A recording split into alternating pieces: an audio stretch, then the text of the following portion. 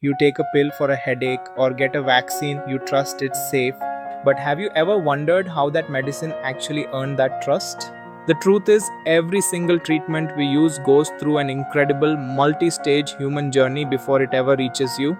It's a story told in four critical acts known as the phases of clinical trials, a rigorous process that balances groundbreaking innovation with our most important priority, keeping patients safe. First up, phase 1.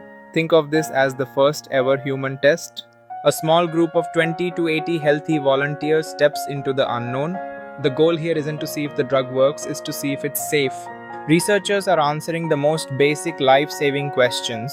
How is the drug processed by the body? What are the immediate side effects? What is a safe dosage range? Phase 1 is all about building that initial safety profile, laying the essential groundwork for everything that follows. If the drug passes that first critical hurdle, it moves to phase 2. Now, the scope of the study expands significantly.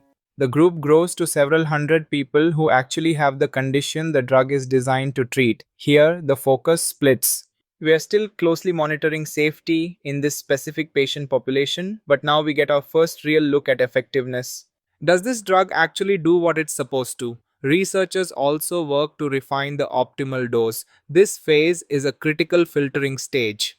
Many potential drugs fail here when they prove ineffective or cause unforeseen side effects. The stakes get even higher in phase 3. This is the main event, the definitive test. The drug is given to thousands of patients in large, often global studies. These trials are meticulously designed to provide irrefutable proof. They ask the big questions: is this new treatment better than the current standard of care? What are the rare or long term side effects? The massive amount of comprehensive data from phase 3 is what government regulators like the FDA scrutinize to decide if the drug gets approved for public use. It's the final and most demanding test before a medicine becomes widely available. But the story isn't over when the drug hits the market. That's where phase 4 begins. This is post marketing surveillance, a continuous monitoring process.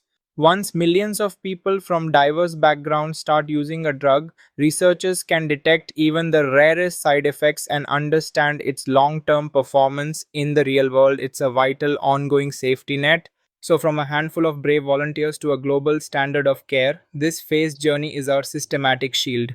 It's the rigorous, essential process that ensures the medicines we rely on are proven to be both safe and effective.